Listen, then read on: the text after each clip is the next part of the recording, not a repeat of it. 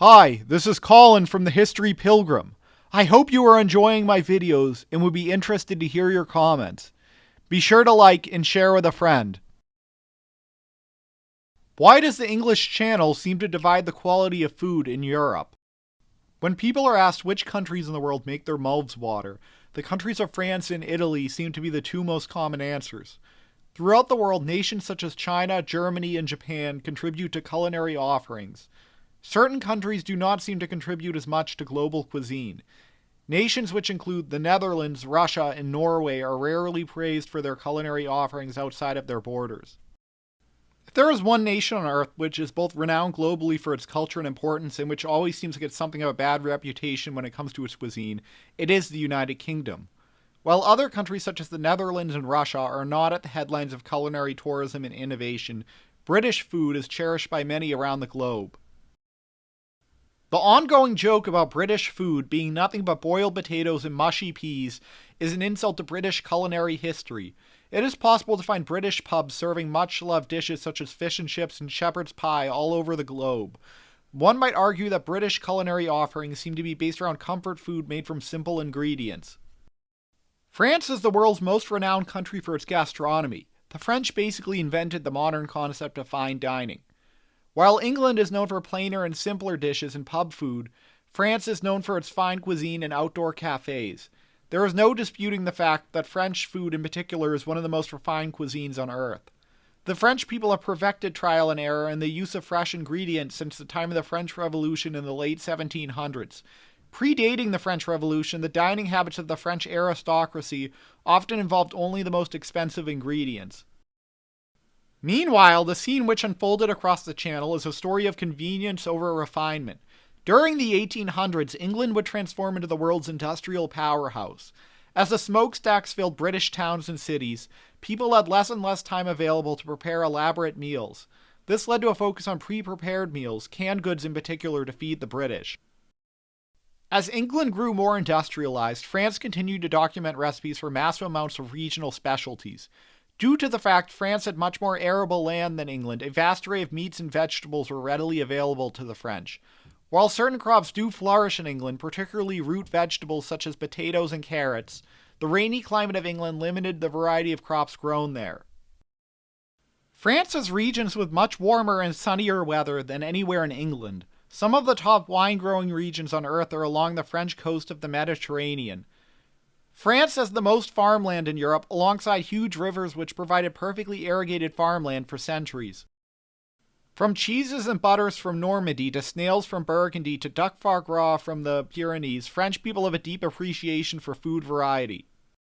After the French Revolution and the overthrow of the French monarchy, food served as an important source of national pride and unity, with the chefs who were once employed by the royal courts of King Louis, or who catered to the needs of the aristocratic people now jobless.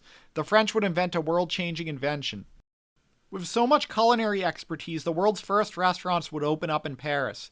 Dishes such as beef bourguignon, escargot, and duck confit opened up the common French people to fine dining. An emphasis on fresh produce and markets to increase support for the newly established French Republic under Napoleon would also increase appreciation for great food. France and England, which both bickered for centuries, would start a rivalry based on their cuisine, which would continue to this day. Roast beef, a comical nickname used to this day by the French for British people, translates in English to roast beef. This nickname implies all British people live off a diet of roast beef and potatoes, which is far from the truth. After World War II, heavy rationing in England led to creative solutions to make the use of the limited food supplies. This gave rise to some quirky dishes such as beans on toast and bread pudding. Heavy immigration from Commonwealth nations such as India and Jamaica led to the blending of international cuisine into British food. One such dish was chicken tikka masala, a dish invented in London by a chef from India.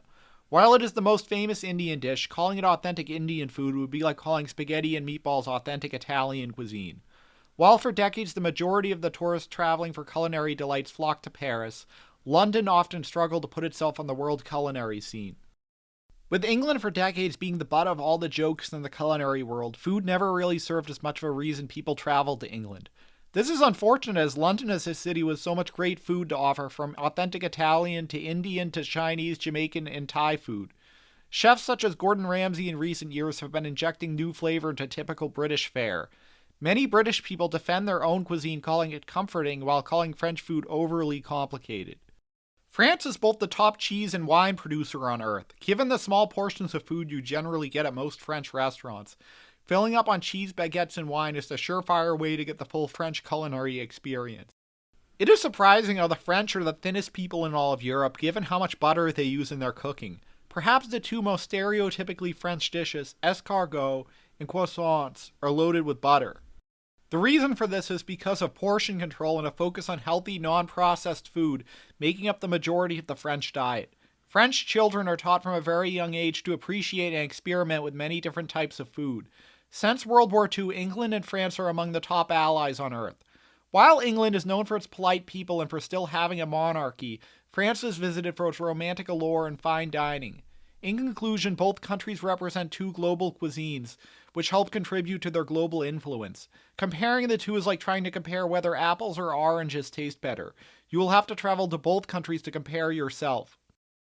I hope you enjoyed this video. Please subscribe to The History Pilgrim for more history videos. I'd like to hear your comments. Sincerely, The History Pilgrim.